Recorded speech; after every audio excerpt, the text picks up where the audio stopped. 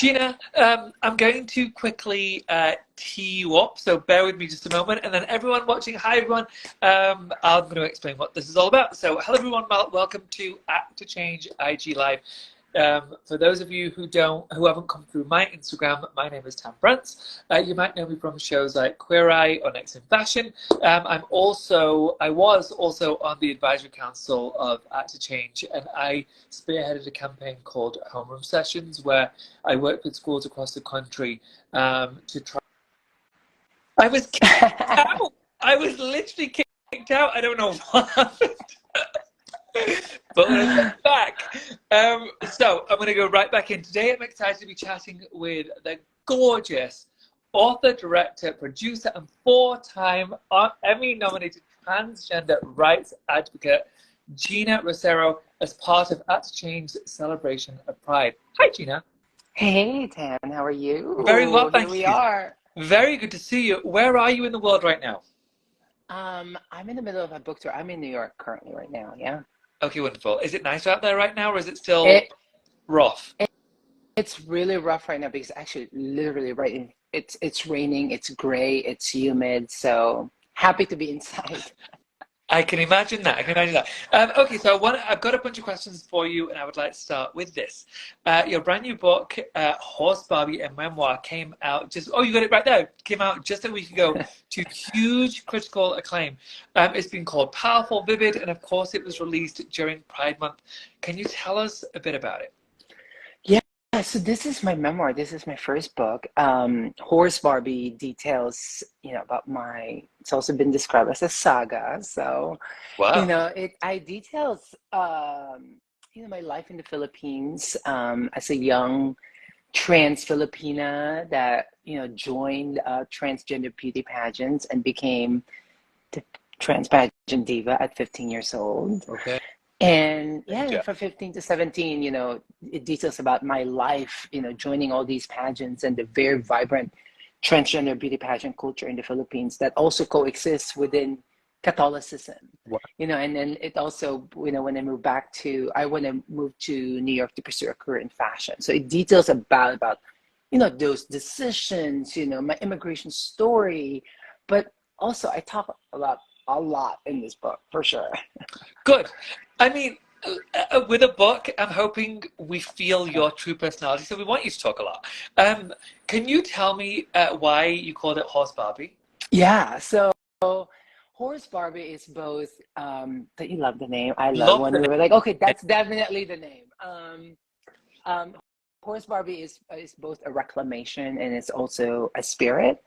It's a reclamation because when I was 15, when I joined all these pageants in the Philippines, which our trans beauty pageants in the Philippines is basically our informal national sport. Wow. Right. We watch trans beauty pageants the way Americans watch, football on Sundays. It's Like that. as families, you Yeah. do? Yeah. So Wow. a little, I'll get to the title and I'll tell you like a little bit of like the sort of context there. So, it's a reclamation because when I joined trans pageant at 15, I was still in high school. In my high school boy uniform, I met this woman named Tiger Lily, who is this iconic trans woman who's a beauty pageant maker. And she saw me and she asked me to join my very first pageant in the Philippines. And I ended up winning second runner-up, best in swimsuit, best in long gown. Wow. And I was addicted to trans beauty pageants. And not only that, like when I started joining pageants, I bloomed out of nowhere. I dominated the pageants. I won them all. I became the trans pageant diva. I was the new girl in town, right? So in a culture that is so passionate about our pageants, the distractors, the competitors, the different clans, their pageant fans started calling me that I look like a horse as a way, it's an insult, Wow. that because it's alluding to my protruding mouth, side profile. I mean, that's why it's a reclaiming of and it's my long neck, my dark skin, and the hair the wig that I had. So it hurt to be called that, because these are like the women that I looked up to and the pageant fans. So, but then my trans mother, Tiger Lily, one day she saw me on stage. I was wearing my iconic red halter gown. And she identified, the way I projected on stage, the elegance that I was carrying, the way I, carried that evening gown that always wins best, an evening gown. She said, the way the light was hitting you, this almost like this essence that you had, you actually look like a horse Barbie. So that's where the name came from. And I say it's a spirit because it's that spirit that I had, when I was 15, I dominated the pageants for, 2.5 years of my life.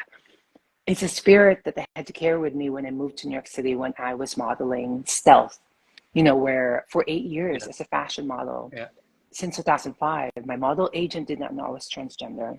The fashion industry did not know I was transgender. So it got really difficult and tough and dark. So somehow the horse Barbie as a spirit is something that I had to remind myself Yeah. that I was that girl in the Yeah. Philippines to keep me going. I mean, I don't know if I'm allowed to swear, but I'm sure you know this. We say, "You were that bitch." You were, you were, you were that bitch. I was Okay. that bitch, So the yes. book covers colorism, gender disclosure, and your own struggle with hiding your trans identity as you pursued the modeling career. I can't imagine what kind of courage it takes to write a book like this. When you were writing it, did you hope that the readers would take away something in particular? As you said, I mean, you talk about those themes, and then, in my book tour, I've been speaking about this, and I think what's really incredible in a book tour, particularly lucky that I get to have in-person events. I'm a pageant girl. Ask me the questions. Yeah. Let's talk about it. Yeah. And I think what I've been hearing from people is that in this book, I unapologetically shared so much about what I was seeking, what I was looking for. And almost like in each chapter of the book, I'm searching for one thing or a specific thing that I'm passionate about.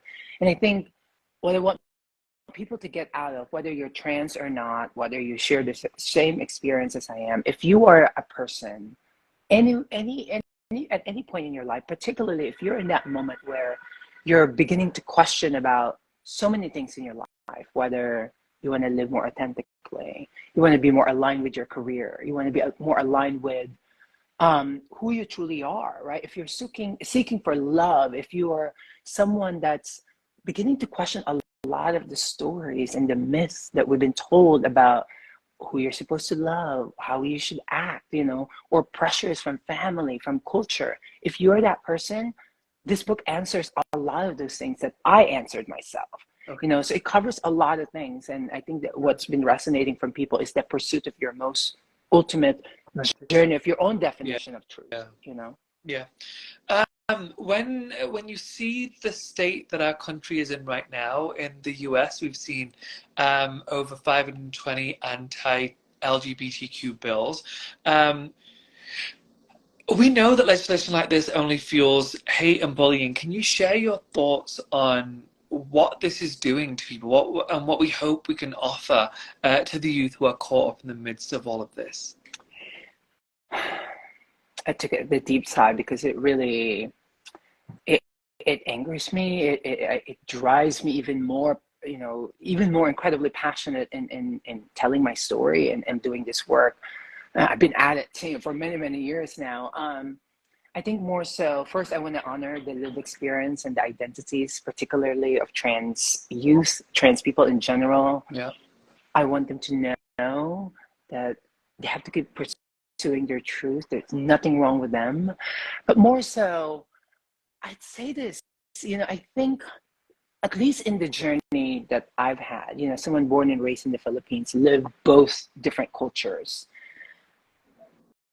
And I speak a lot about this. I have this tattoo called, this is a pre-colonial Philippine script called La. It's 4 characters, La Kapati. La Kapati is a gender fluid, um, in pre-colonial Philippines, a gender fluid deity of fertility and golden rise, right? And I say that because I think what I want trans youth and trans people in general, and obviously particularly our allies, is that I want them to know that they carry with them this long history in the beginning of civilization, that we've always been here, right? That I know I carry my gender fluid, indigenous, trans, gender non-conformity ancestors that have been fighting, that are in full of resilience and beauty and power.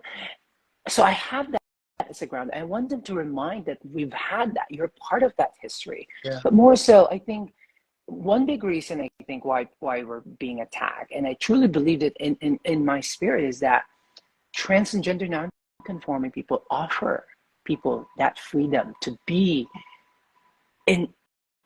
who people should be. Yeah. You know, in a world that doesn't want us to exist, we are still here. We're still sharing our beauty, showing our art. You know, and I think these people that are supposedly, you know, powers that be that's supposed to protect us, and specifically I'm saying like the conservative politicians, I truly honestly believe that I think what they're really afraid of is to look within themselves. Yeah.